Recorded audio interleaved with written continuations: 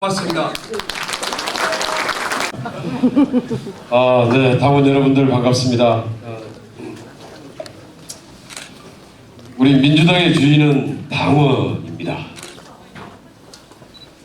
그런데 그동안의 소통하는 방식이 늘 문자 메시지 또는 페북, 유튜브 같은 이제 온라인 방식을 통해서 간접적인 소통이 계속 이루어져 왔습니다.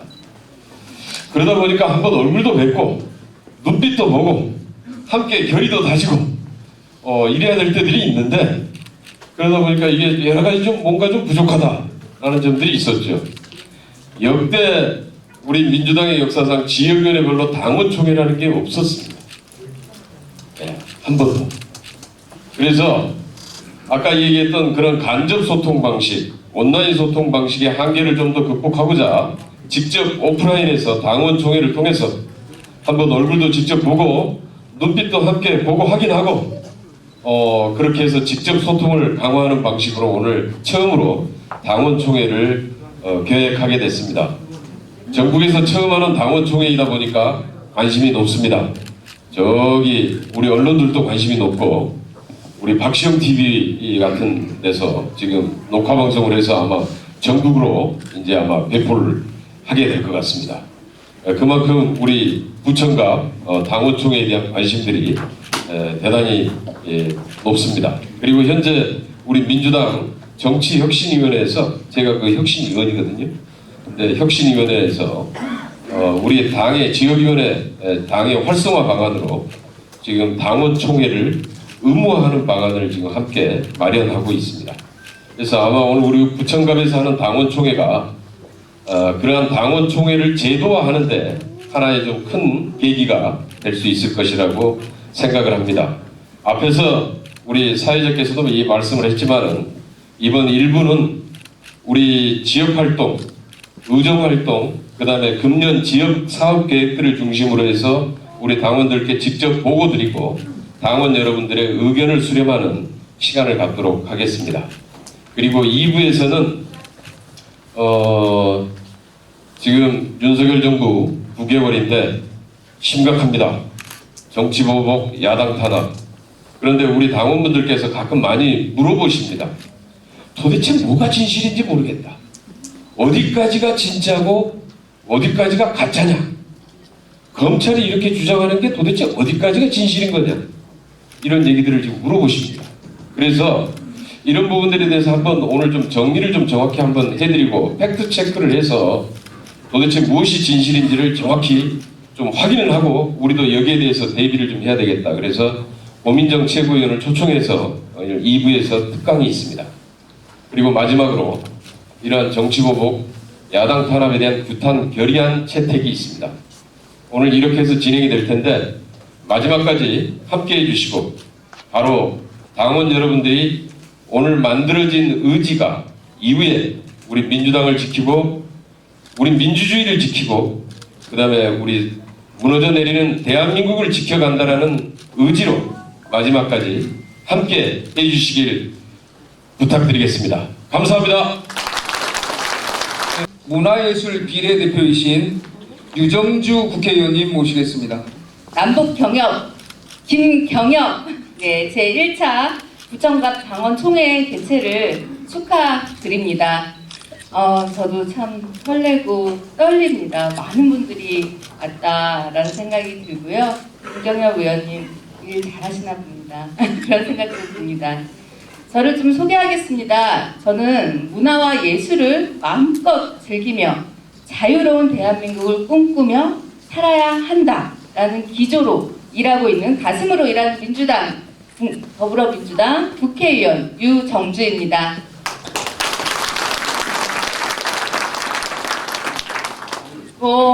많은 분들이 요즘 그런 생각 많이 하실 겁니다. 저도 마찬가지입니다. 가장 많이 듣는 소리가 눈 떠보니 후진국이 되었다라는 건데요. 민주주의가 지금 흔들리고 있다, 위태롭다라는 생각에 참 잠 못 이루는 날들도 많습니다. 오늘도 이제 이 자리가 끝나면 김건희 특검 농성을 하러 가야 됩니다. 오늘 제가 당번입니다. 밤샘 당번이라서. 그러나 우리가 그래도 이렇게 이겨낼 수 있던 것은 그때마다 등불이 되어준 대한민국에 깨어있는 국민 여러분들 덕분이었습니다. 그리고 그 중에서도 으뜸인 바로 부천 주민 여러분들이 있었습니다. 알고 있습니다. 부천 주민분들은 민주주의가 흔들릴 때도 그리고 민주당이 흔들릴 때도 늘 등불이 되어주셨고 그리고 가운데 서서 선봉에 서 주셨습니다. 저는 사실 국회에 들어오기 전 2007년부터 부천에서 애니메이션 사업을 해왔습니다. 혹시 머털도사 아시나요? 네, 머털도사를 제작했습니다. 제가 가장 힘든 시기에 자리를 내어준 부천입니다. 그래서 부천에 대한 아주 뜨거운 마음을 품고 있습니다. 그리고 문화예술 비례대표로 지금 현재 국회의원을 하고 있는데요. 그래서 저는 이제 문화예술 또 콘텐츠계에 어려운 창작자들을 위한 그런 개선, 처우 개선에 많은 일을 했습니다. 그제였나요? 저작권자를 보호하기 위한 창작자 토론회, 제가 주최한 토론회였고 1000만 관객, 이제 많은 감독님들이 오셔서 함께 결의대회를 했었습니다. 그날 김경엽 의원님이 와주셨습니다. 그리고 기억이 나시나요? 저한테 참 저는 그런 말을 들 때마다 약간 울컥한데 우리나라가 굉장히 어려운 걸 알고 있다. 문화예술인들이. 그래서 마음이 아프다. 나도 들으러 왔다 하면서 오셨어요. 근데 의원님들 요즘 너무 바쁘시거든요. 근데 정말 처음부터 끝까지 경청해 주셨습니다. 정말 감사하다는 말씀 좀 드리고 싶습니다. 감사합니다, 의원님.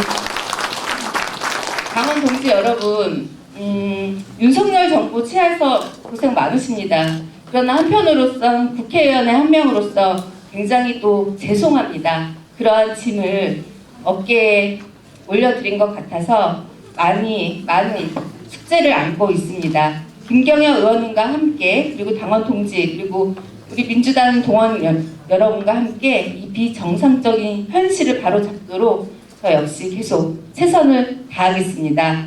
그리고 오늘 일정을 보니까 정말 살뜰하고 알뜰하고 그리고 굉장히 알차게 준비를 해주셨더라고요.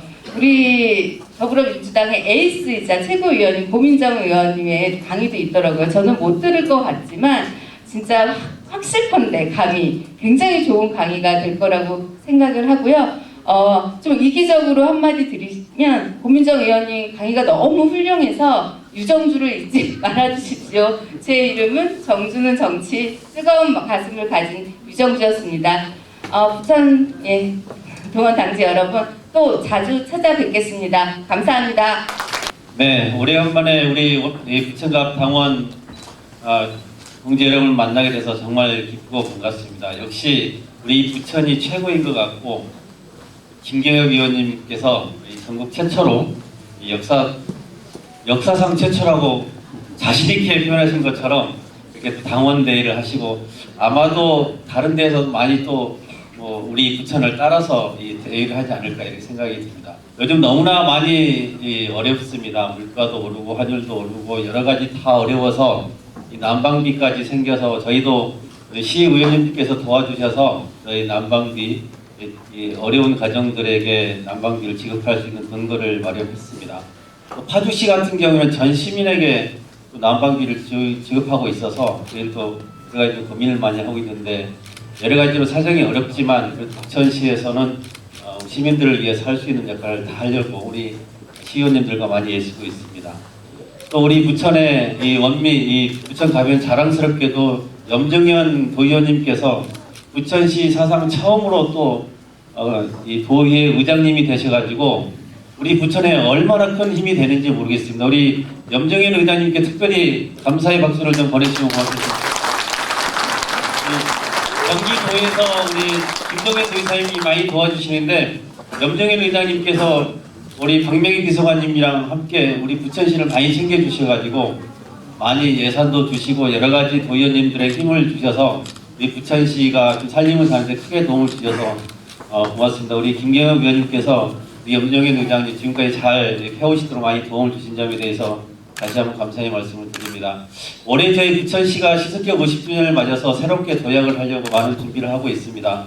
우리 장덕천 시장님께서 여러 가지 준비해 주셔서 문화도시도 만들어주고 문학 창의도시도 됐고 또 우리 이 아트센터도 해서 5월 9일 날 첫 개관도 시작해서 우리 문화의 도시의 여러 가지 일들을 올해 함께 하게 될 것입니다. 우리 부천갑의 당원 여러분께서도 함께 참여해 주시고 우리 부천시 발전을 함께 이끌어가 주시면 감사하겠습니다. 당원 여러분들께서 우리 김경혁 위원님과 함께 똘똘 뭉쳐서 우리 부천시를 잘 선도해가는 그런 가장 멋있는 이 부천 원미갑이 됐으면 좋겠다 이런 생각이 들고 올해 계획하신 바 모든 것이 잘 이루어진 한 해가 되었으면 좋겠습니다. 우리 부천시와 여러 가지 행사들에 대해서 관심 많이 가져주시고 함께 참여해 주시면 고맙겠습니다. 여러분 새해 복 많이 받으십시오. 고맙습니다. 의회단 의회를 구현하고 계시는 우리 지역 출신의 경기도의회 의장이신 염종현 도의원님을 모시겠습니다. 우리 도의원님 시에 같이 안 올라가나요? 네, 시도의원님도 같이 올라오십시오. 네, 염정현 의장입니다. 우리 이성구 도의원님 그리고 시의원님들과 함께 인사드리는데 대표로 연락해서 인사드리겠습니다. 먼저 우리 권리당원 여러분들 뵙게 돼서 너무나 반갑습니다. 저는 작년 8월 9일 전무후무한 78대 78을 동수 상황에서 경기도 의장에 선출되었습니다. 이 자리를 빌어 저에게 크나큰 성원을 보내주신 권리당원 여러분 모두께 감사의 말씀을 드립니다. 저는 오늘 자리는 대단히 의미 있는 자리라고 생각합니다. 더불어민주당 역사상 최초의 권리당원 총회가 열리고 진행 중에 있습니다. 대한민국 헌법 1조 1항에 대한민국 민주공화국이다. 1조 2항에 모든 권력은 국민으로부터 나온다라고 적시되어 있습니다. 더불어민주당의 모든 권력과 권한은 권리당원인들로부터 나온다고 저는 알고 있습니다. 그런 의미에서 오늘 그동안 온라인에서만 뵙고 오프라인에서 뵙지 못한 모든 권리당원 여러분들 이 자리에서 뵙거든 것은 매우 의미가 크다 이렇게 생각합니다. 그동안 더불어민주당과 우리 부천갑은 우리 당원 여러분들의 혁신의 의지를 담아 변화하고자 끊임없이 노력해왔습니다. 그것이 과연 얼마나 잘 구현되고 진행되고 있는지 이 자리에서 확인할 수 있는 그런 자리가 아닐까 싶습니다. 아마 오늘 이 자리가 대단히 큰 변화의 전환의 계기가 되어서 다가오는 내년 총선에서 부천이 또 부천갑이 총선 압승의 교두보가 될 수 있는 그런 멋진 권리당원 총회 자리가 되기를 기대합니다. 특히나 김경혁 국회의원님, 유정주 국회의원님, 자랑스러운 우리 조효리 전 시장님, 그다음에 장덕천 전 시장님 함께해 주셨습니다. 권리당원 여러분 올 한해 복 많이 받으시고 내년 총선을 위해서 함께 하나가 될 수 있는 멋진 오늘 권리당원 총회 자리가 되기를 기대하겠습니다. 감사합니다. 안녕. 권리당원 경례. 수고하셨습니다. 고맙습니다. 고맙습니다. 다음은 우리 지역위원장이신 김경혁 의원님을 소개 영상으로 만나도록 하겠습니다.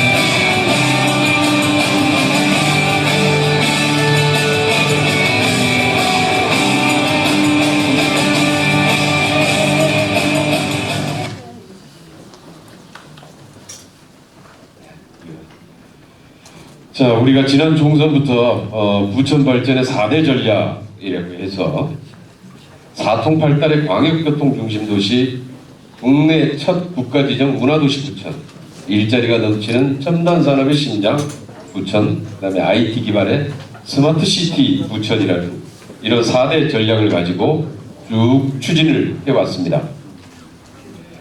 그 첫 번째가 사통팔달의 광역교통 중심 도시 부천인데요. 핵심은 사실 GTX-B입니다.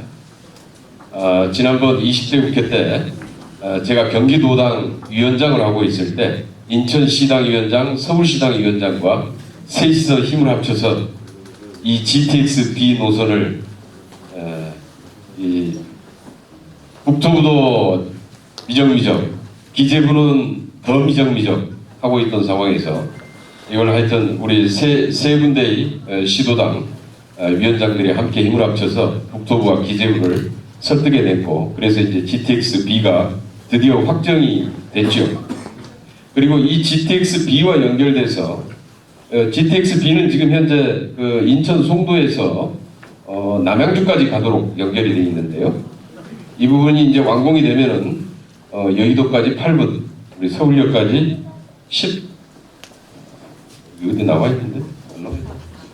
14분 도착하게 됩니다. 그래서 이 GTX-B는 금년부터 이제 설계 착수해서 2004년도에 공사가 착공을 하게 됩니다. 그리고 지금 이것과 연결해서 제4차 국가철도망 구축 계획에 GTX-D가 지금 현재 포함시켜 있습니다.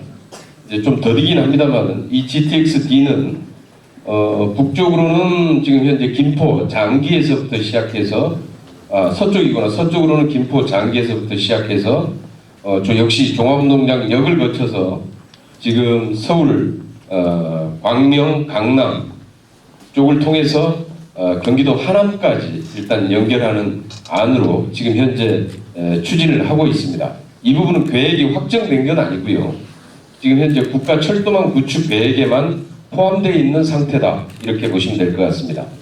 그 다음에 이제 대장 홍대선, 이거 뭐 확정된 건 아실 것 같고요. 그렇게 해서 이제 이게 이렇게 해서 이 선이 완공이 되게 되면은 지금 현재 공사 중인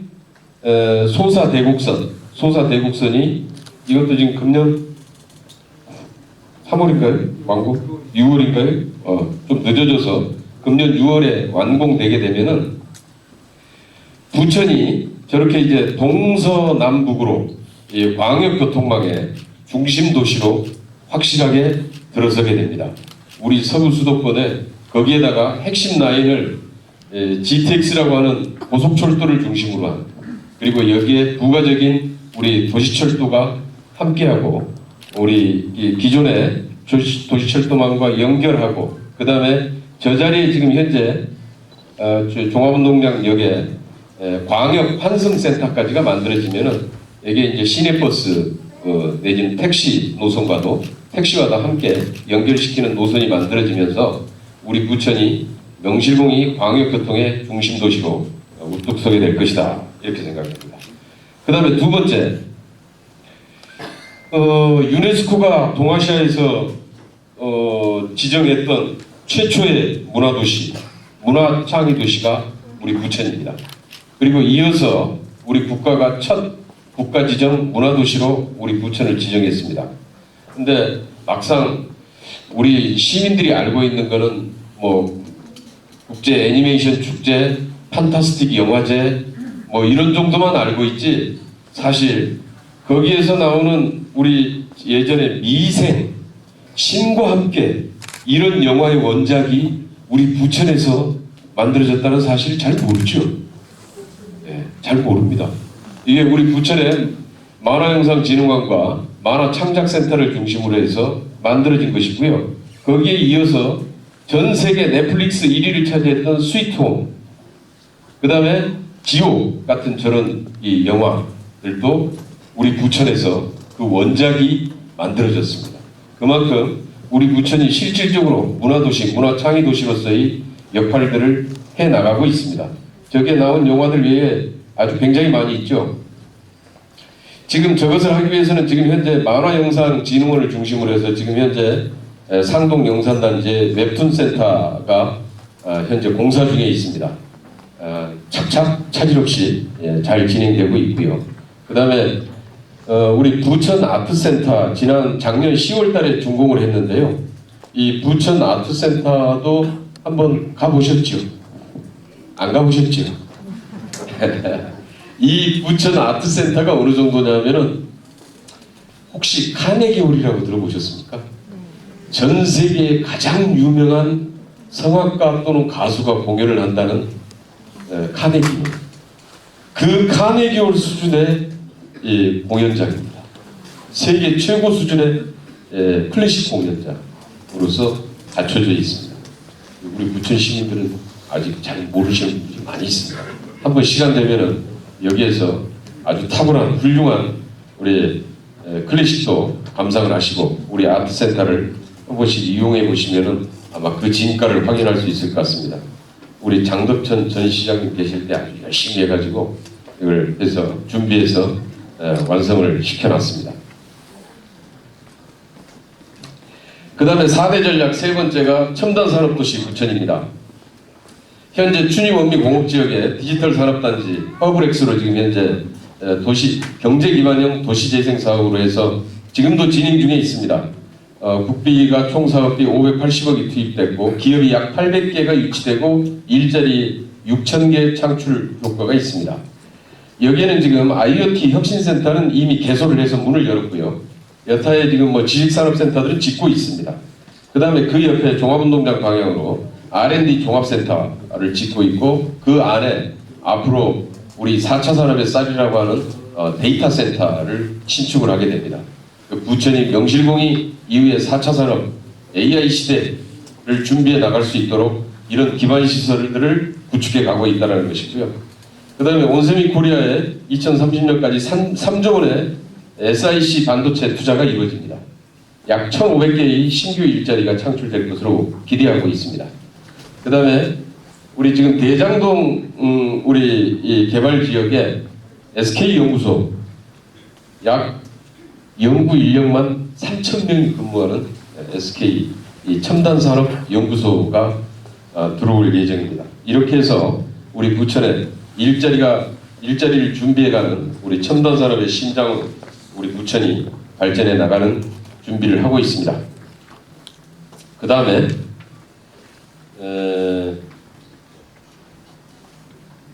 마지막 네 번째 전략 스마트시티 부천입니다. 치안의 사각지대가 없도록 IT 기반 최첨단 범죄 감시 시스템을 도입하고 데이터 요금 우리 휴대폰 요금에서 제일 많이 차지하는 게 데이터 요금이죠. 데이터 요금이 제일 많이 차지합니다. 휴대폰 요금에서 휴대폰 요금을 실질적으로 줄일 수 있는 방법이 공공 와이파이망을 확충하는 겁니다. 그래서 휴대폰 요금도 좀 확실하게 좀 줄여드리고 그래서 부천시 전역에 공공 와이파이망을 현재 구축해 가고 있습니다. 그 다음에 데이터 기반의 미세먼지 관리 시스템도 만들고요. 스마트시티 패스라고 하는 대중교통과 공유 킥보드, 주차까지 한꺼번에 처리할 수 있는 스마트시티 패스도 지금 도입할 계획입니다. 그 다음에 상습 정체를 해소하는 지능형 교통체계를 구축을 하는데 이것도 역시 이 첨단 교통관리 시스템도 우리 스마트시티 부천이 전국에서 스마트시티의 가장 시범 도시로 지정이 되면서 지금 현재 추진되고 있는 사업들입니다.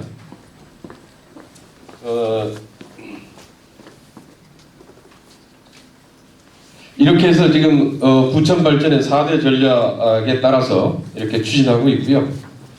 그 다음에 부천 시민하고의 약속했던 사안들 지금 현재 진행되는 상황을 한 번 더 보겠습니다.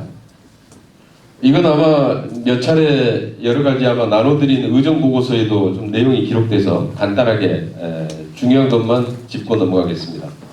우리 예전에 저쪽 춘희동에 화장장 설치가 실패하고 나서 부천이 우리 지금 뭐 이렇게 주변에 누가 돌아가시면은 화장할 데가 없어서 인천 부평으로 가거나 벽제로 가거나 비싼 비용 지급하면서 이렇게 다녔죠. 그래서 이제 5개 시가 공동으로 한백산 추모공원을 마련하기로 하고 저게 마련한 게 지금 한백산 추모공원인데 저게 준공되고 나서 제가 감사패를 받았습니다. 화성기획이 아니라 제가. 왜 그랬을까요? 5개 시가 공동으로 저걸 만들어내는데 국토부 중앙도시계획 심의위원회를 통과하는데 노력해 주셨다고, 그리고 국비를 확보하는데 결정적인 역할을 해주셨다고 감사패는 제가 받았습니다. 화성에다가 만들었는데 그렇습니다. 그리고 우리 지금 부천 시민들이 가면은 10분의 1의 가격으로 우리 부천 시민들은 이용할 수 있습니다. 그 다음에 쭉 넘어가서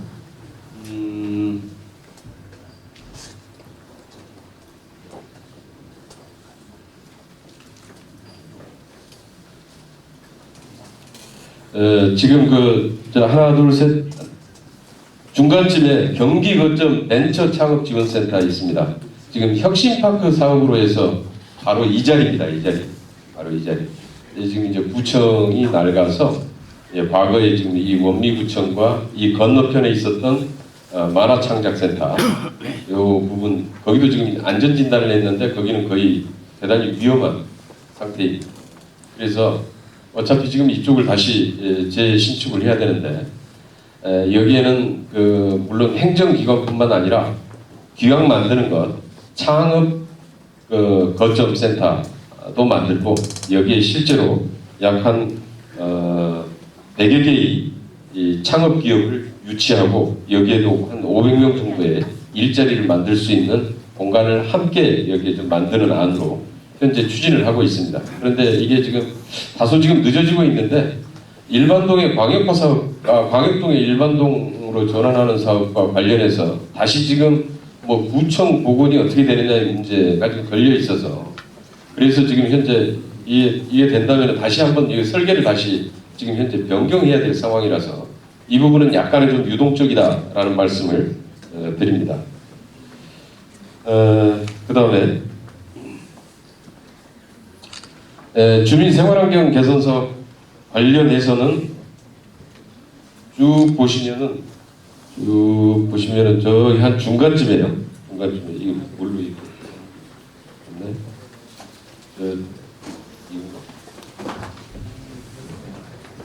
이거 안 돼?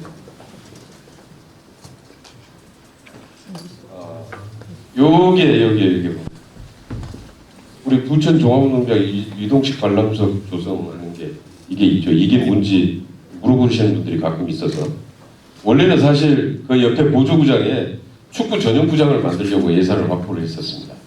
그런데 그쪽이 종합운동장 역세권 개발 계획이 확정이 되면서 보조구장을 축구 전용구장을 거기에다가 지을 수가 없게 됐고 우리 부천 FC 서포터스 있잖아요. 이쪽을 중심으로 해서 이 축구는 우리 이제 부천 종합운동장에서 주로 하게 되는데 이 운동장과 관람석 거리가 너무 멀어서 생동감이 안 난답니다. 그래서 바로 옆에서 선수들이 뛰면서 숨소리까지 들을 수 있어야 이게 생생하게 축구의 감동을 느낄 수 있는데 그래서 그렇다면은 축구 전용구장이 안 되면은 그쪽에다가 이동식 이 관람석을 좀 조성을 해달라. 그래서 이 관람 거리가 멀잖아요. 그 잔디구장에서. 그래서 바로 옆에까지 바로 옆에 이동식 관람석을 설치할 수 있도록 지금 한 겁니다. 그래서 지금 이렇게 저거는 지금 이렇게 지금 됐다. 이미 완성됐습니다. 그래서 지금 현재 사용 중인데요. 그런 내용이다라는 말씀드리고요. 그 다음에 쭉 우리 하나 좀 사업 좀 특이한 것 중에서 제가 예전에 한국산업인력공단 상임감사로 있었는데요. 사실 이 산업인력공단이 뭐 하느냐 국가 자격시험 치르는 겁니다. 뭐 여러 가지 직업 개발 훈련, 직업 능력 개발 훈련도 하는데 근데 우리가 여기 지사가 없어가지고 자격증 시험을 치르러 항상 인천으로 갑니다. 아니면은 다른 지역으로 가야 됩니다. 하루에 1년에 약 한 3만 명 정도가 다른 지역으로 자격증 시험을 보러 다닙니다. 그런데 이거를 이제 우리 부천지사, 부천에다가 이 지사를 유치함으로 인해서 부천에서 자격증 시험을 보게 된다. 이런 얘기입니다. 이게 그런 뜻입니다. 그 다음에 여기에는 지금 빠져 있는데요. 여기에는 지금 빠져 있는데 우리 지금 원도심 지역 특히 춘희동, 원미동, 신곡동을 중심으로 해서 하수관로가 대단히 지금 노후화되어 있는데 하수관로 교체 사업들이 거의 이제 이건 다 진행이 거의 끝났습니다. 땅속에서 지어지는 일이라 잘 안 보이죠. 이건 잘 모릅니다. 이거 환경부 사업인데요. 이 원도심 지역 노후된 하수관로 교체 사업으로 추진해가지고 거의 지금 현재 완공이 됐다라는 말씀드리고요. 그 다음에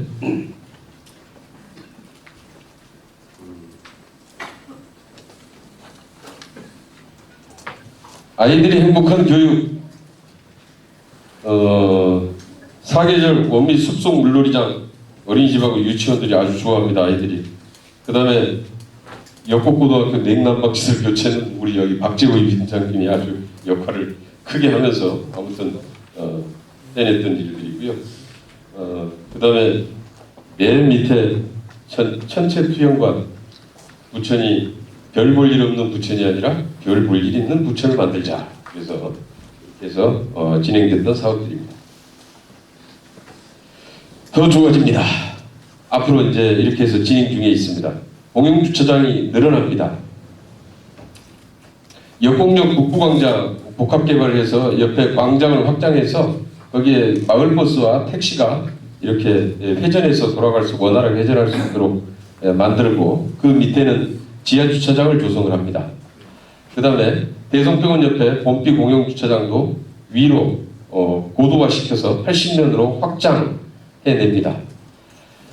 그리고 현재 신곡동 행정복지센터 주변 옆, 그 다음에 멀매 공영주차장, 그 다음에 원미 사우촌 서광사 옆이죠. 여기도 지금 현재 공영주차장을 추진하고 있습니다. 그 다음에 춘희동에는 춘희 햇살공원, 지금 현재 춘희 주민센터 주변입니다. 햇살공원 주변에 지상에는 그 공원과 지하의 공영주차장을 준비하고 있습니다. 그 다음에 교육 환경도 좋아집니다. 역곡 다목적 세교센터 지금 뭐 이게 설계 변경하느라고 지금 공사가 지금 늦어지고 있습니다. 근데 완공 되겠죠? 이게 아마 지금 공영주차장을 확보하는 데는 제일 지금 어려운 게 시설비, 공사비는 국비나 경기도비에서 다 확보해서 가능한데요. 문제는 토지 매입 비용이 이거 부천이 시 부담이 해야 됩니다. 토지 매입을. 근데 이게 사실 큰 비용이 들어가는데 부천시의 재정이 지금 취약해서 우리 시장님 어디 가셨어요? 어디 가셨어요? 네, 그래서 지금 이 재정을 지금 토지 매입비를 지금 만들어내는 게 지금 제일 중요한 역할인데 우리 여기 오늘 이 자리에 함께하신 시의원님들 각별하게 신경 써서 우리 공영주차장 만드는 토지 매입비를 확보하는 방안에 대해서 총력을 다 해주실 거죠? 아셨나? 다? 자, 하여튼 그렇습니다. 그 다음에 쭉 말씀드렸고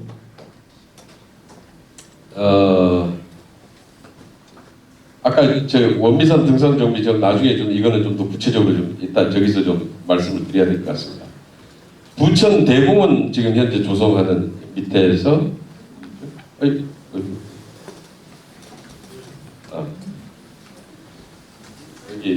여기에 이 부천 대공원 지금 있는 까치울 사거리 옆에 있는 생태공원 식물원과 바로 그 옆에 역곡 택지 개발을 하면서 근린공원이 만들어집니다. 그리고 바로 또 그 옆으로 LH가 녹지를 훼손하면은 그걸 그 면적만큼 복구하는 훼손지 복구 사업을 해야 됩니다. 이거를 세 개를 연결시켜서 그쪽에 아주 대규모의 부천 대공원을 만들어서 우리 부천 시민의 지금 쉼터로 만들어내는 것을 추진을 하고 있습니다. 그 다음에 21대 국회에서 확보한 35개 지역사업 국도비 총액이고요. 의정활동과 관련해서 좀 더 자세하게 알고 싶다. 유튜브 김경엽 TV 보셨어요? 보신 분이 5분밖에 안 계십니다. 아, 김경엽 TV 한번 다 치세요. 여기에 지금 구독이라고 돼 있는데 신문 구독하고 달라서 이게 돈 내는 게 아닙니다. 그냥 구독 눌러주시면 됩니다. 돈 안 들어갑니다. 네, 돈 안 들어갑니다. 특히 우리 당비 내시는 권리당원들은 그냥 무료입니다. 다. 그러니까 구독, 좋아요, 댓글도 달아주시고 거기에다가 이런 거는 좀 이렇게 했으면 좋겠다. 뭐 이런 의견도 좋습니다. 알림 설정까지 이렇게 해주시면은 유튜브를 통해서 아니면 페북을 통해서 계속 지속적으로 진행되는 상황들은 보고하도록 이렇게 하겠습니다. 시간이 어이구 벌써 시간이 이렇게 됐네요.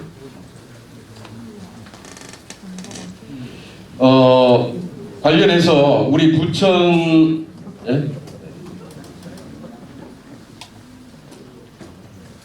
우리 부천갑 지역위원회 금년 주요 사업일 것 같은데요. 여성위원회를 중심으로 해서 당원 교육이 있습니다. 명사들 초청해서 특강이 있고요. 그 전에 오늘 이따가 이제 고민정 최고위원 특강에서 확인이 되겠지만은 지금 현재 정치보복과 야당 탄압이 계속된다면은 3월달에 부천역 광장에서 시민과 함께 규탄대회를 치르는 방안도 검토를 하고 있다라는 말씀드리고요. 이것도 역시 우리 갑 지역위원회의 금년도 사업입니다. 그 다음에 작년에 우리가 그 2차 민주투어라고 그래서 작년에 우리 당원들이 저기 5.18 광주 민주화운동 묘역과 5.18 묘역과 그 다음에 김대중 대통령 하이도 생가를 다녀왔습니다. 금년에는 지금 상반기에 약 한 4월 말이나 5월 초쯤 되지 않을까 이렇게 보는데요. 민주투어로 해서 노무현 대통령의 지금 현재 그 노무현 대통령이 계시는 봉화마을과 문재인 대통령이 계시는 양산 평산마을을 같이 해서 지금 방문을 갔다 올까 이렇게 해서 계획을 좀 세우고 있습니다. 그 다음에 우리 지금 원도심 특히 우리 도당동 여기 춘임원미 공업지역은 지금 현재 도시재생 사업이 지금 이렇게 해서 쭉 진행되고 있습니다만은 지금 저쪽 편으로 도당동 내동 쪽으로는 지금 전혀 진행이 안 되고 있죠. 그래서 이쪽 원도심 지역의 낙후된 공업지역을 다시 좀 재생하기 위한 정책 토론회도 금년에는 부천시와 상공회의소 그리고 우리 중소기업 특위 소상공인 연합회 이렇게 해서 같이 함께 힘을 합쳐서 준비를 할 생각입니다. 그 다음에 하반기쯤 가서는 지금 전당원 체육대회를 계획하고 있는데요. 그때도 한번 꼭 우리 권리당원들께서는 함께 해주시면 감사하겠습니다. 그리고 이후에 우리 당원과의 직접 소통을 계속 확대해 나갈 생각입니다. 그래서 이번에 좀 지역 조직을 정비를 하는데 우리 여성위원회, 청년위원회, 대학생위원회 지금 여기에서 열심히 활동을 하시는 분들이 오늘도 좀 많이 오셨는데요. 열려 있습니다. 항상 공개 모집을 합니다. 그래서 여성위원, 청년위원, 대학생위원뿐만 아니라 우리 중소기업인들은 중소기업 특위에서 소상공인들은 소상공인위원회에서 다문화 우리 와 계시는 분들은 다문화위원회에서 그 다음에 우리 저기 직장 다니시는 분들은 우리 노동위원회에서 활동할 수 있는 다양한 조직들이 지금 준비가 되어 있습니다. 그래서 항상 참여를 신청해서 참여하시면은 언제든지 누구든지 다 열려있고 참여하실 수 있으니까 항상 저기를 하시고요. 한번 아마 공개 모집을 할 때 문자로 이렇게 쭉 다 이렇게 보내드리도록 이렇게 하겠습니다.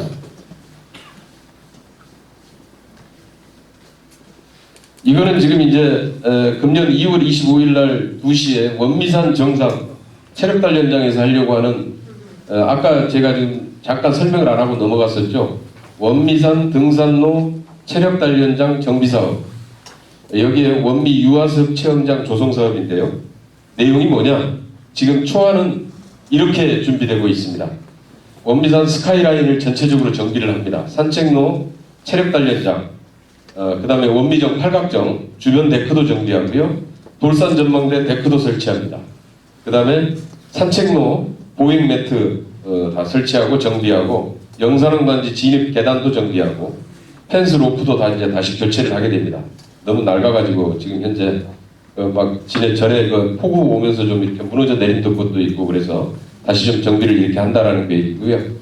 정상 체력 단련장은 지금 이렇게 할 계획이 지금 초안이 마련되어 있습니다.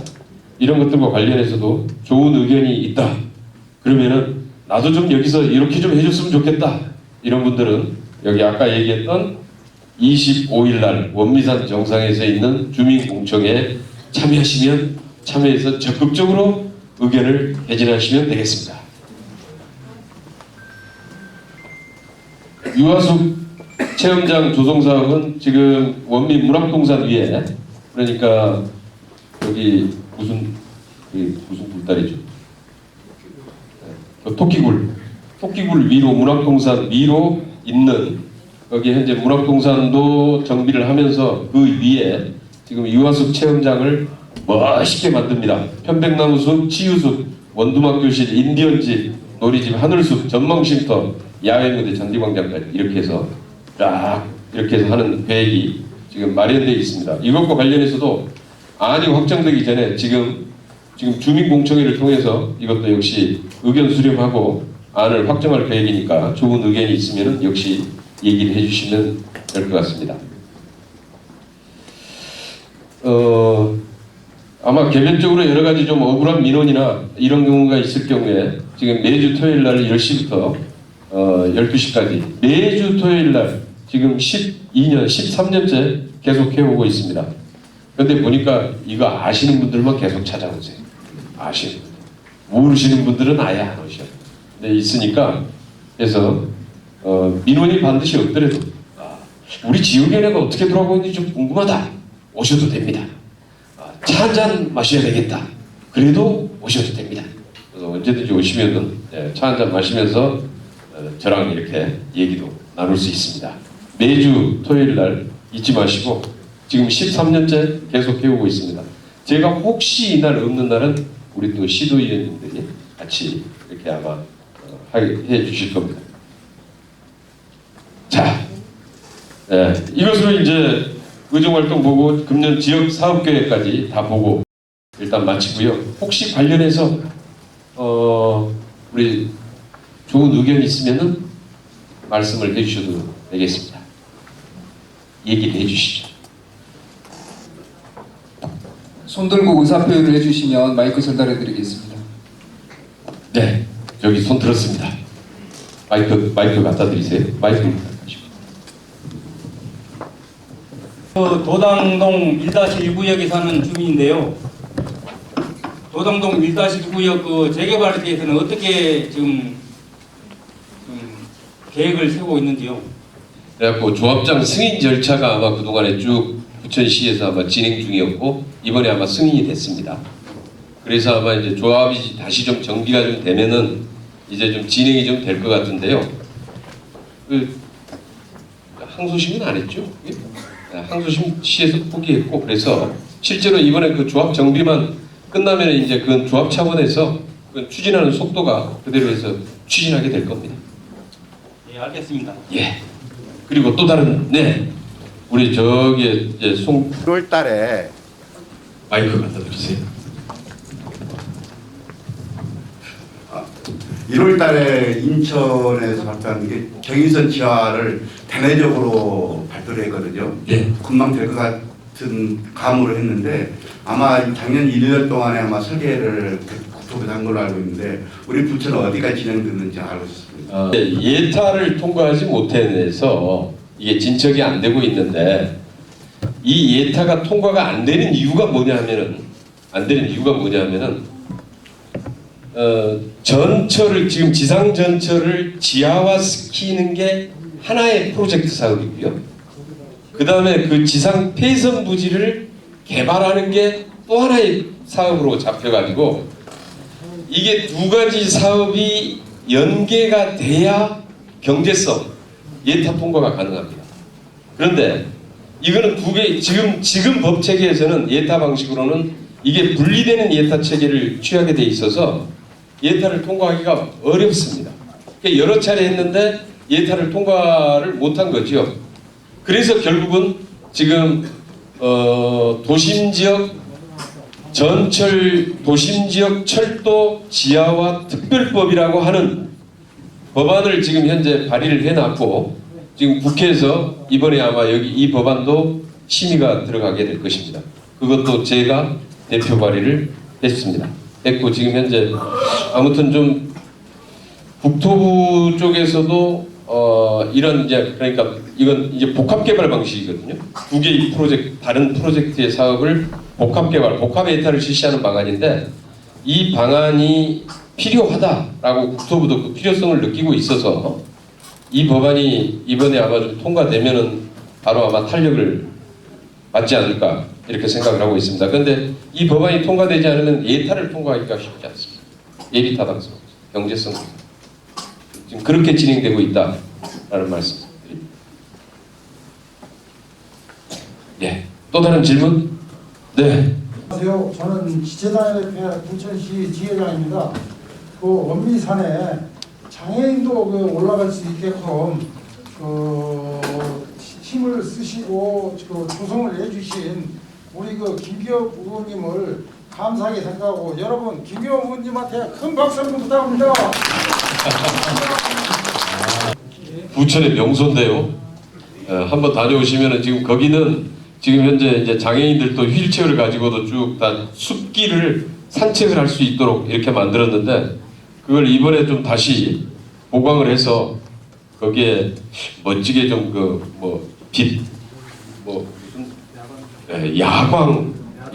야간 밤에도 좀 이렇게 산책을 할 수 있게 해달라. 그래가지고 거기에 야간 경관과 그 빛의 저기까지 같이 만들어서 좀 보강을 할 생각입니다. 그것도 예산은 확보해 놨습니다.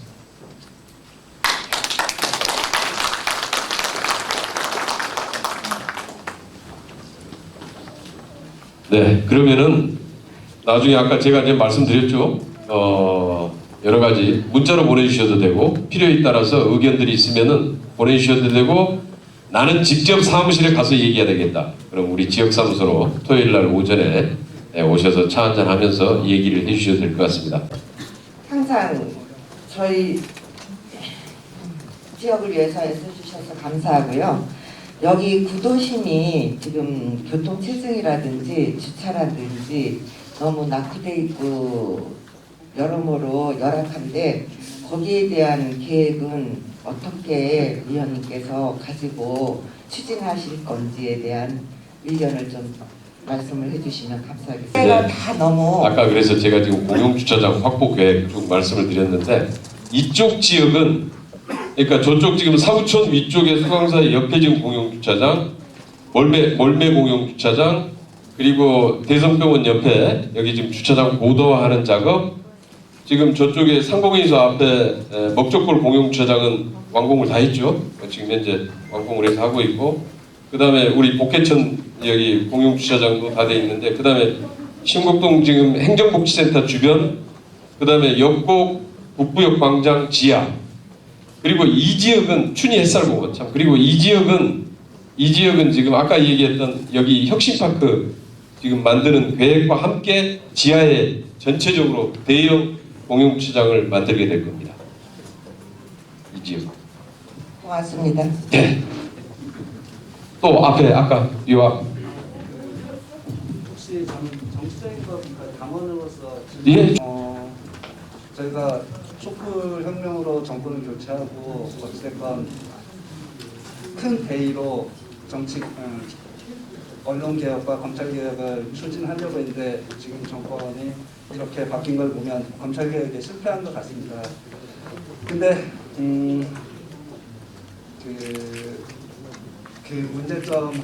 문제점으로 지적되는 게 저희 민주당 개혁이 다른 저쪽에 비해서 더 내세울 만한 것이 없었던 것 같습니다. 그래서 더 선택을 받지 못했고, 근데 혁신위원장으로서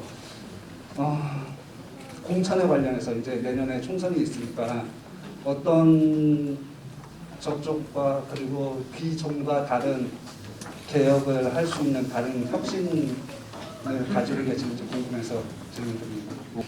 우리 지금 정치혁신위원회 위원장은 아니고요. 저는 이제 혁신위원으로 참여를 하고 있는데 그래서 지금 하나는 선거제도, 그다음에 공천 시스템, 그다음에 당은 이거가 관련된 지금 당 개혁과 관련된 여러 가지 작업들. 그래서 지금 그 안 중에 하나도 아까 제가 말씀드렸다시피 지역위원회별 당원 총회를 의무화하는 방안도 지금 현재 거기에 들어가 있고요. 이런 방안들이 들어가 있습니다. 당원들하고 소통을 강화하고 그다음에 우리 당내에 좀 시스템들이 좀 그동안에 좀 약간 좀 이렇게 문제가 있는 부분들 다시 좀 정비해내고, 지금 선거제도도 지금 뭐 아시겠지만은 지난번에 그 뭡니까 연동형 비례대표제와 그다음에 위성정당 문제, 이 문제지요. 이 문제를 어떻게 해결할 거냐. 그리고 지금 현재 지역 독점구도 뭐 그러니까 막 호남은 민주당 싹쓸이, 뭐 영남은 그냥 갖다 국민의힘 싹쓸이, 이런 식의 구도로 도대체 언제까지 가야 되느냐. 이걸 좀 완화시킬 수 있는 선거제도는 없느냐라는 방안까지 같이 지금 고민을 하고 있고, 저도 이것과 관련해서 방안을 지금 현재 지금 법안 발의를 하나 준비하고 있습니다. 이것과 관련된 선거제도를 법안 발의를 하나 준비하고 있고요. 아무튼 좀 이제 걱정스러운 게 아마 잠시 후에 아마 2부 특강에서 우리 뭐 고민정 최고위원이 특강으로 아마 정리를 해주실 것 같은데, 윤석열 정부 9개월 동안 정말 여러 가지로 다 국가 시스템들이 무너져 내리고 있습니다. 보면 아시겠지만은 지난번에 서울 용공이 무인기에 의해서 뚫렸을 때, 아니 어떻게 저기에 계획이, 아니 저는 무인기가 서울 영공을 뚫고 들어왔음에도 불구하고 수방사에 수도방위 사령부에 연락이 안 갔을까? 이런 거 있지 않습니까? 왜 안 갔을까? 대통령실이 용산으로 무리하게 이전하면서 거기에 있던 국방부하고 합참이 다른 데로 쫓겨났는데, 쫓겨나면서 그쪽에 지금 시스템이 제대로 갖춰져 있지 않는 거 아니냐라고 하는 의심이 충분히 할 만하다. 실제로 그렇지 않습니까? 그 다음에 지금 그것뿐만 아니라 아까 우리 뭐 저기도 말씀하셨는데, 아니 부자 감세 해준다는데 왜 내 세금을 안 줄어드냐고 아까 우리 저쪽에 권리당원께서 얘기하시는데, 물어봤더니 아니 그 집을 몇 채 가지고 계시는데요. 두 채는 별로 여기서 얘기하는 슈퍼부채는 슈퍼부자는 재산 수백 채나 연간 3천억 원 이상의 과표 기준을 가진 대기업 얘기하는 겁니다. 네, 그래서 여기에 대한 해서 거기에 감면해주고, 문제는 이제 예산이 부족하다고 그래서 계속해가지고 에너지 바우처 예산도 줄이고 복지 예산도 줄이고 지금 이렇게 가면서 실질적으로 이게 서민에게 그대로 전가시키는 거 아닙니까? 문제는 이런 거고요. 더 심각한 문제는 지금 경제가 급속히 추락하고 있습니다. 1월달 무역 적자가 사상 최대 126억 불인데 옛날에 우리 70년대에는 100억 불 수출이 목표이던 시절이 있었어요. 아마 지금 연세가 드신 분들은 기억날 텐데 100억 불 수출을 위해서 총진군 이러던 시절이 있었습니다. 그런데 윤석열 정부 9개월 만에 100억 불 수출이 아니라 수출 적자가 126억 불 사상 최대를 기록할 정도로 이런 각종 경제 지표들이 급격히 추락하고 있는 이런 상황에 이르기까지 무엇이 문제이고 어디에서부터 문제가 발생을 했는지, 그럼에도 불구하고 지금 현재 우리 문재인 정부 뒷조사와 아니면은 야당 탄압에 몰두하고 있는 우리 윤석열 정부의 체제에 무엇이 문제인지 우리 마치 이제 고민정 최고위원께서 딱 오셨기 때문에 우리 고민정 최고위원께서 깔끔하게 우리 요약, 정리, 팩트 체크 해 주시는 것으로 하고 저는 내려가겠습니다. 고민정 최고위원 모시겠습니다.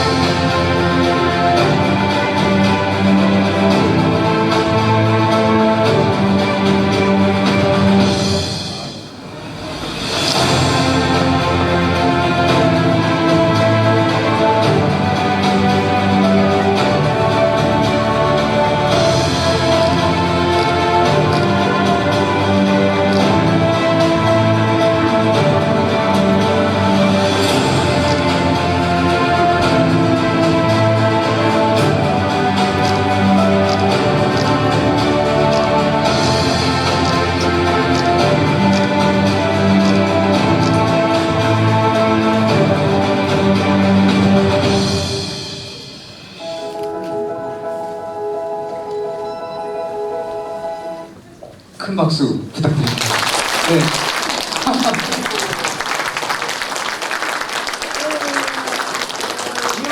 여기 포즈를 좀 취해 주십시오.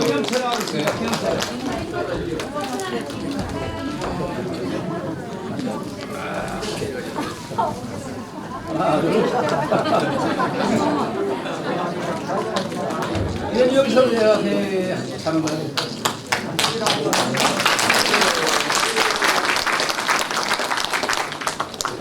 네, 반갑습니다. 인사드리겠습니다. 구민정입니다. 잘들 지내고 계십니까? 아니요. 살기 참 팍팍하죠? 우리는 언제쯤 뉴스를 즐겁게 볼 수 있을까? 예. 즐겁게 볼 때가 엊그제 같은데 그때도 속이 터질 때가 많았는데 지금 생각해보면 그때가 낫다 싶죠? 그래요. 고생들 많으신데요. 앞서서 이제 김경현 의원님께서 저보다 뭐 더 자세히 잘 설명해 주셨던 것 같아요. 이제 우리나라의 상황이 어떤가. 민주당 뭐 어디부터 풀어내야 될지 잘 모르겠습니다. 그 정도로 굉장히 어려운 상황에 있고 복잡한 상황에 있습니다. 제가 오면서 우리 당원 여러분들께 어떤 말씀을 드리는 게 제일 좋을까 고민을 많이 했는데요. 저희 지역에서도 이제 우리 당원들 만나면 답답함이 많고 사람들이 물어보면 뭐라고 설명해야 될지 모르겠다 하는 말도 하시고 윤석열 대통령을 보면 화는 나는데 이걸 어떻게 이 폭주기관차를 막아야 되나 하는 열패감도 좀 들고 여러 생각들이 든다고 하십니다. 저도 마찬가지입니다. 앞서 이제 영상을 보셨지만 당 안에서 언론 탄압도 굉장히 많죠. 그리고 뭐 야당에 대한 탄압은 뭐 당연한 일처럼 돼버렸습니다. 문재인 정부, 이재명 대표는 말할 것도 없고 일부 몇몇 의원님들에 대한 수사도 굉장히 많이 이루어지고 있습니다. 그리고 노조에 대한 탄압도 현재 있죠. 장애인들에 대한 탄압도 있죠. 또 여성들에 대해서 여가부 폐지한다 그러면서 여성들에 대한 탄압도 자행이 되고 있습니다. 근데 거기에 대해서 야당은 거대 의석을 가지고 있는데 과연 뭘 할 수 있나. 민주당 보니까 의석수는 엄청 많고 할 줄 아는 건 하나도 없는 것 같고 싹 다 갈아버려야지 막 이 생각도 들죠. 저도 마찬가지로 그런 답답함이 드는데요. 언제 한번 한 선배가 그 얘기를 하시더라고요. 제가 하도 괴로워하니까 정치란 원래 천국을 만드는 게 아니라 지옥에 있는 사람을 구해내는 일이다. 그 얘기를 해주시더라고요. 그리고 나서 서울시청 앞에서 우리 큰 집회를 한번 했었잖아요. 얼마 전에. 그때 저희가 이제 저희 지도부는 무대 위에 올라가서 마이크를 잡았는데 현장에 계신 분, 여러분들은 어디쯤에 계셨어요? 완전 앞에 계셨나요? 한 중간? 뒤쪽? 그러면 좀 괜찮으셨을 거예요. 앞쪽에 있는 사람들은요, 정말 지옥이었습니다. 뒤에 있는 분들은 그래도 말도 좀 들리고 그러셨을 텐데 앞에 있는 사람들은 특히 무대 위에 올라왔던 저희들은 이런 게 지옥이구나 하는 걸 너무나 많이 느꼈습니다. 저희는 저희들의 주장을 하기 위해서 집회 시위를 하고 있는데 저쪽 이제 보수 진영에서 대형 스피커를 걸어놓고 이제 우리 쪽으로 소리가 나게끔 틀어놓는 겁니다. 그러면 스피커의 특성상 그쪽을 틀어놓으면 그쪽에만 집중적으로 소리가 들리게 돼 있거든요. 제 목소리가 안 들립니다. 계속해서 이재명, 문재인 욕은 뭐 말할 것도 없고 노래 틀어대고 막 이럽니다. 제가 올라가면 고민정 너도 구속 빼라 막 이러고 막 그래요. 그 말들을 들으면서 어쩌다 우리나라가 이 지경까지 왔는가. 서로 다를 수는 있지만 그래도 우리가 촛불 집회할 때는 이 정도는 아니었는데 기억하시겠지만 촛불 집회할 때 광화문 광장에 있는 사람들은 이제 박근혜 탄핵을 찬성했던 사람들이고 그 다음에 이제 차벽이 세워지면서 그 뒤쪽에 있는 사람들은 탄핵을 반대했던 사람들이죠. 나름 이제 경찰에서는 그 두 진영 간의 충돌을 막기 위해서라도 사실은 그러라고 경찰들이 질서 유지를 하는 겁니다. 집회를 못하게 막는 역할이 경찰이 있는 게 아니라. 그래서 그 중간에 그 차벽을 세워서라도 양쪽의 집회 시위가 가능할 수 있게끔 국가가 작동이 됐던 때였죠. 박근혜 정부 시절에도. 그러나 지금은 의도적이라고 저는 생각하는데 의도적으로 저희가 모여서 무언가를 하는 것을 그렇게 사사건건 방해를 합니다. 이게 말이 좋아 방해지 탄압이 정말로 심합니다. 그 순간에 제가 느꼈던 그 지옥의 풍경은 제가 죽어보지 않았기 때문에 지옥이 어떤지 모르지만 우리가 상상하는 정말 사람들이 이 욕설과 폭력과 무자비함과 잔인함이 난무하는 그런 현장을 본 것 같은 기분이었습니다. 그래서 정치라는 게 저도 이제 초선이다 보니 제가 원하는 세상, 저는 이제 아까 우리 아이들 나와서 꽃다발을 전해줬지만 우리 애들한테 물려주고 싶은 세상 만드는 게 제 소망입니다. 아이들이 이제 6학년, 3학년 되는데요. 그 소망을 이루기 위해서 정치를 시작했기 때문에 천국을 만드는 게 저의 꿈이었던 겁니다. 정치를 하는 이유이기도 하고. 그러나 직접 정치에 몸을 담궈보고 지옥과 같은 요즘들을 겪으면서 느낀 것은 정치는 천국을 만드는 게 아니라 지옥에 이르지 않게 하는 게 정치일 수도 있겠다. 이런 생각이 좀 들었습니다. 제가 이제 구구절절 이런 말씀을 드린 이유는 우리가 지금 필요한 것은 꺾이지 않는 마음입니다. 요새 중꺾마라는 말 유행이죠. 네, 알아듣는 분 몇 분 계시네요. 중꺾마라고 여러분들의 자녀들에게 한번 얘기해 보십시오. 다들 공감대 형성될 겁니다. 중요한 건 꺾이지 않는 마음이라는 뜻이에요. 그래서 요즘 이제 젊은 사람들한테 그 말이 유행어처럼 이렇게 서로 쓰는 말이거든요. 그 말이 유행어가 된 이유는 왜겠어요? 너무 많이 꺾이는 거죠. 우리 청년들이. 그러니까 그 말이 유행어가 된 겁니다. 근데 우리 야당 민주당도 지금 필요한 건 저 대장동 수사가 어떻게 되는 거야? 성남FC가 뭐야? 문재인 정부의 탈원전은 왜 어떻게 됐었던 거고 서해에선 무슨 일이 있었고 너무나 사건들이 많아서 팩트를 체크해 가는 것조차 굉장히 어려운 시기이긴 합니다만 중요한 거는 이도 저도 다 끼고 제일 하나 남는 건 꺾이지 않는 마음입니다.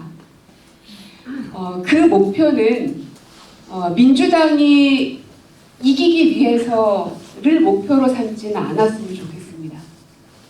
물론 저는 선거를 치러야 되는 사람이기 때문에 우리 김경애 의원도 그렇고 저도 그렇고 저희들은 선거 승리를 위해서 물불 가리지 않고 모든 걸 다 할 겁니다. 근데 우리가 민주당 당원들 앞에서 제가 민주당의 승리만을 위해서 하지는 말아주십시오라고 이야기 드리는 이유는 대한민국을 살리기 위해서 나서주셨으면 좋겠다는 말씀을 꼭 드리고 싶어서입니다. 우리 민주당이 존재하는 이유는 우리 민주당 세상을 만들기 위함은 아니라고 생각해요. 김대중 대통령께서 또 노무현 대통령께서 목숨을 버려가면서까지 또 문재인 대통령이 지금 그렇게 버티고 있는 모든 것들의 최종 목표는 민주당 세상을 만들기 위함이 아니라 사람이 먼저인 세상을 만들고 상식이 통하는 세상을 만들고 법과 정의에 대해서 모든 사람이 공정한 수사와 공정한 대우를 받는 세상을 만들기 위해서 그분들이 계셨던 겁니다. 그리고 이 자리에 고모님들도 많이 계시는데요. 저희 지역에 있는 고모님들은 거의 제가 엎드려 절하다시피 매일 그렇게 모시고 있습니다. 왜냐하면 그분들은 진짜 어려운 야당 시절을 버텨냈던 분들이시거든요. 그래서 한때는 저희 서울은 보궐선거를 완전히 깨졌잖아요. 그때 가장 죄송했던 게 저희 고모님들이었습니다. 이분들은 김대중 시절은 야당 탄압은 뭐 말할 것도 없잖아요. 그때는 막 목숨이 왔다 갔다 하던 때니까. 그 시절에 민주당을 지켜냈던 분들인데 지금은 목숨이 왔다 갔다 하지는 않는데 우리가 이걸 지켜내지 못했구나. 우리는 더 많은 지지자가 있고 더 많은 돈도 있고 더 많은 권력도 있는 집단이 됐는데 우리가 이걸 이겨내지 못했구나 하는 죄송함 때문에 고모님들께 너무너무 얼굴을 들 면목이 없었습니다. 그래서 여기 계신 고모님들은 이 민주당에 대한 쓴소리, 여러분들이 경험했던 이야기들을 후배 정치인들에게, 후배 당원들에게 많이 해주시면 좋겠어요. 그리고 또 젊은 분들께서는 그분들의 의견을 잘 받아안는 게 중요할 겁니다. 그래서 제가 이 얼마 안 되는 요 시간 동안 여러분들께 꼭 드리고 싶은 이야기는 그거 하나입니다. 꺾이지 않는 마음이 우리한테는 정말 중요하다. 그러실 수 있겠습니까? 네. 근데 지금은 고개가 꺾이면 안 됩니다. 네. 고개가 꺾인다는 건 졸리다는 거거든요. 지금 그 이재명 대표님이 이제 어제 검찰 소환 조사를 받고 오셨습니다. 밤 늦은 시간까지. 사실은 이번이 이제 세 번째죠. 세 번째 소환에 임하셨는데 제가 이제 주로 좀 무슨 역할이라고 해야 됩니까? 좀 딴지를 거는 게 아니고 어쨌든 좀 다른 목소리를 내는 역할을 지도부 안에서는 합니다.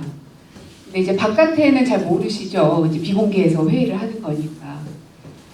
그러나 이제 대표님이 뭔가를 결정할 때에는 여러 가지의 의견들을 쭉 1, 2, 3, 4번을 알고 그 중에 하나를 선택할 수 있게 하는 게 중요하다고 생각하기 때문입니다.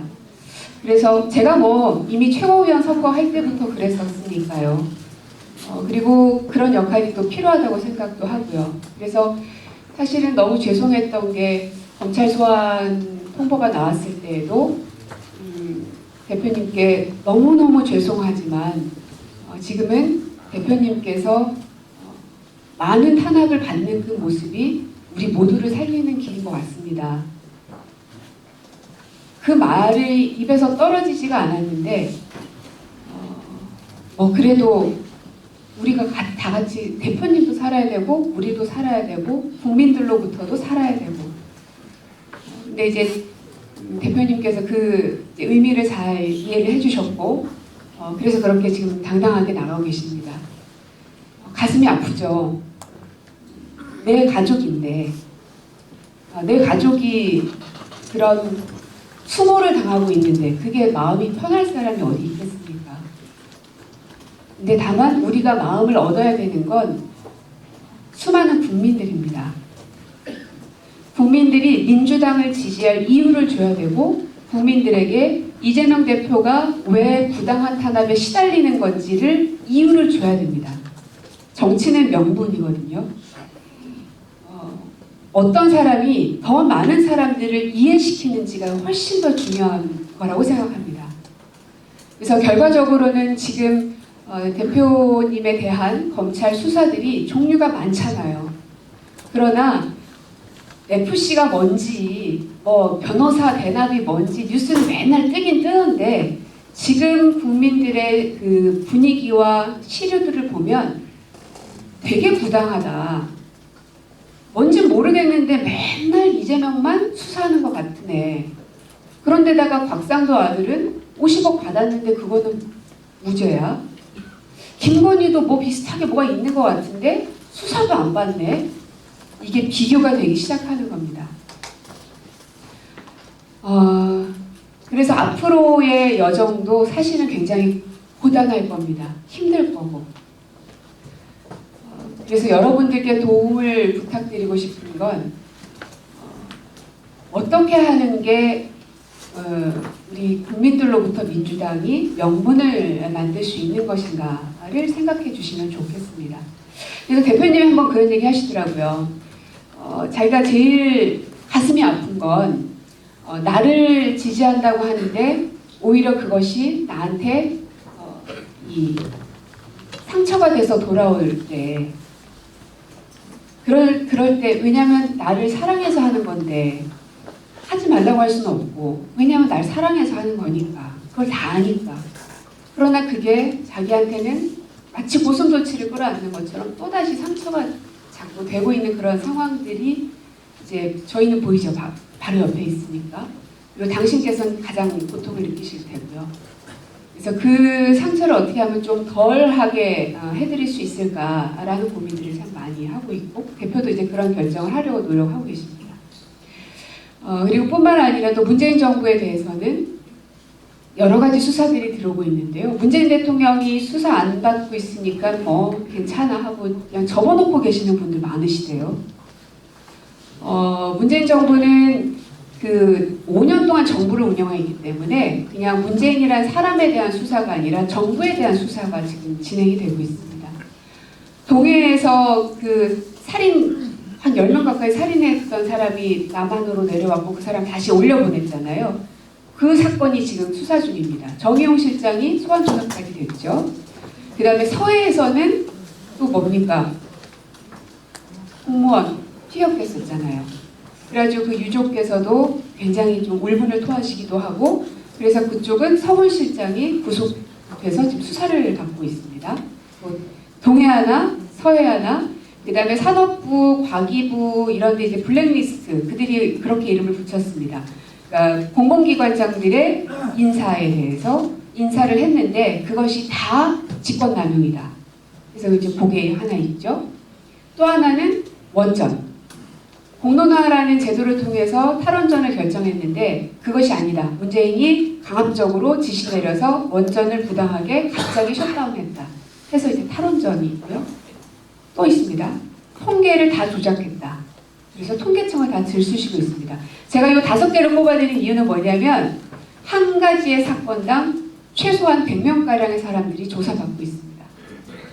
압수수색 받고 있고 소환당하고 있습니다. 이제 뉴스에 나지 않기 때문인데 이제 저는 그거를 다 살펴보고 있다 보니까 이게 숫자가 세워지는 건데요. 그러면 5가지 사건이니까 몇 명입니까? 수백 명의 사람들이 압수수색을 당하고 있고 검찰의 소환 조사를 당하고 있습니다. 물론 그 칼날의 끝은 문재인으로 향하고 있습니다. 그리고 이제 우리 의원들도 여러 가지 별건 수사들을 통해서 소환을 받든지 기소가 되든지 이런 상황들에 지금 처해지고 있습니다.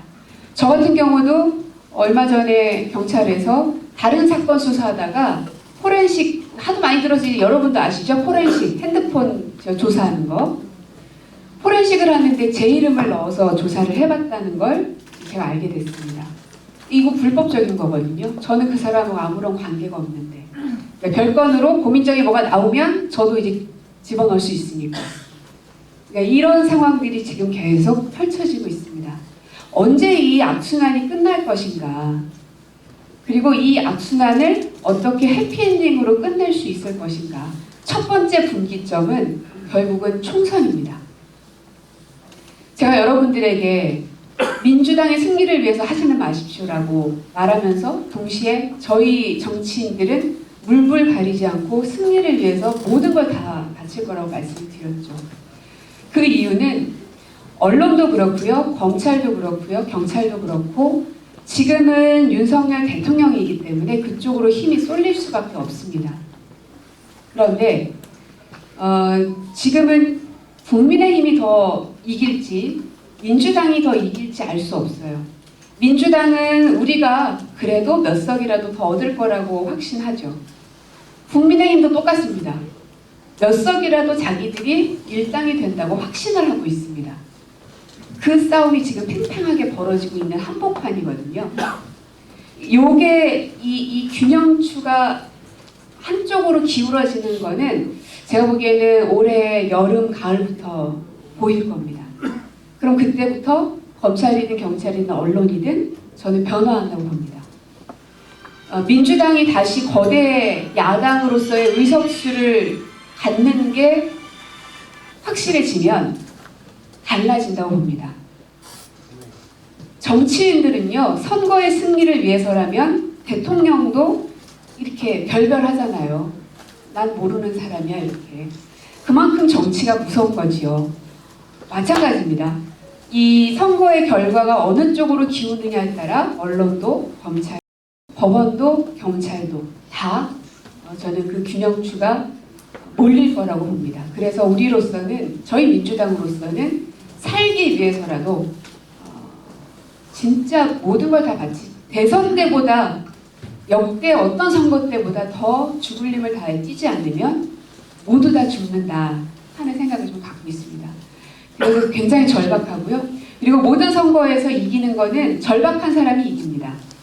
내가 죽겠다 나서는 사람이 이기는 싸움입니다. 약간 좀 졸리신 것 같아서 제가 재밌는 얘기 해드리면 고민정은 왜 최고위원 선거할 때도 그때 진짜 저도 가슴이 아프죠. 저를 다 지지하셨던 당원들인데 저는 친명이 아닙니다. 그 얘기했더니 엄청 공격을 받았습니다. 그렇게 얘기했던 이유는 제가 이재명 대표님을 싫어했다면 지금 제가 이렇게 있지 않겠죠. 계속 대표님을 공격했겠죠. 그러나 그러지 않습니다. 다만 우리 당이 다양한 사람들이 있다는 것을 좀 증명해 보이고 싶었던 욕심이 있었는데요. 그래서 지금 실제로는 이재명 대표님하고 사실은 케미가 되게 잘 맞습니다. 얼마 전에도 둘이 같이 식사를 하면서 막 이런저런 이야기들을 많이 했는데요. 상당히 어떤 사건에 대해서 판단하는 그 기준이나 이게 좀 비슷합니다. 저도 몰랐어요. 한 번도 뭐 밥도 안 먹어보고 차도 안 마셔본 아무리 같은 민주당 의원이어도요. 1년 내내 못 보는 분도 계시고 그래요. 워낙 많으니까. 이재명 대표님하고는 만날 일이 제가 뭐 없어서 경기도 의원도 아니고 그래서 전혀 알지 못했는데 요 몇 달 지도부 활동을 같이 하다 보니까 많은 구석들이 저랑 비슷합니다. 판단하는 기준이나 이런 게. 그래서 케미가 되게 잘 맞는데 막 이러고 있습니다. 둘이. 그래서 지금 이렇게 굴러가고 있는데 그래서 고민정이라는 인간은 도대체 저 녀석은 뭐길래 저 최고위원까지 돼가지고 나름 꽃길만 걸은 것 같기도 하고 온실 속 화초 같기도 하고 이런 생각도 좀 드시죠? 근데 앞에 나가면은 또 싸운다고 맨날 또 언론으로 공격받아도 또 계속 또 따박따박 말대답은 하고 저 사람은 정체가 뭘까? 저는 KBS 아나운서에 입사를 했고 그 다음에 청와대 부대변인으로 시작해서 대변인을 했죠. 그리고 이제 광진을에서 국회의원에 당선이 됐고 지금 이제 최고위원이 됐습니다. 그래서 저의 이 프로필만 쫙 보면 되게 꽃길만 걸은 것 같죠. 하지만 매 순간 때마다 저를 완전히 버리지 않고서는 선택할 수 없는 순간들이었습니다. 제가 굳이 이 얘기를 드리는 이유는 저희 어머니, 친정어머니 얘기를 하고 싶어서인데요. 저는 11살 연상의 시인 남편하고 살고 있어요. 6년을 연애했고 너무너무 좋아서 결혼하자고 거의 제가 쫓아다니다시피 했고 시인인데 얼마나 가난하겠습니까? 근데 저는 지금도 가난이 그렇게 두렵거나 부끄럽거나 그러진 않습니다. 그게 오히려 전 자랑스러워요.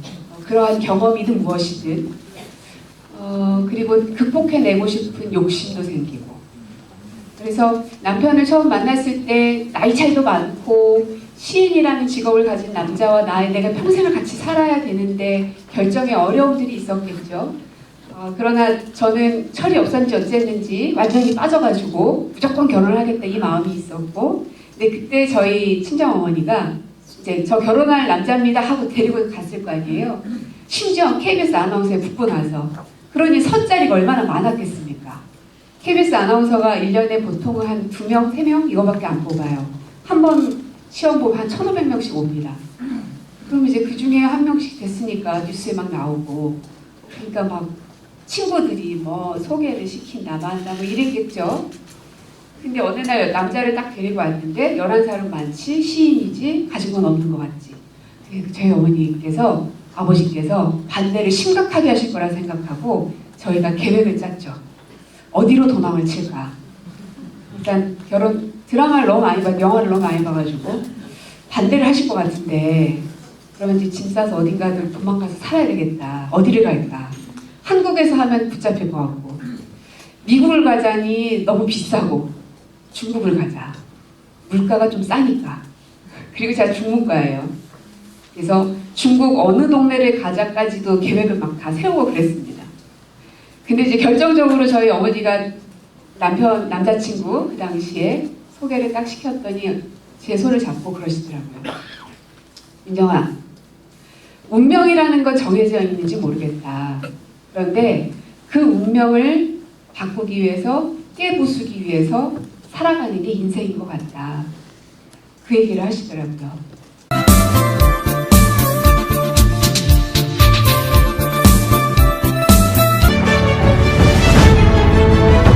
앞선 기술력과 첨단 시공으로 실용적인 주거 사무 공간을 만들어갑니다.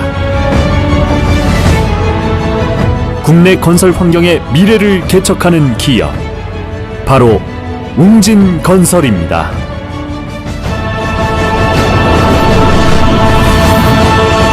지역사회와 함께하는 진정한 리더가 되기를 원하십니까? 부천 크리스토퍼로 오십시오. 부천 크리스토퍼.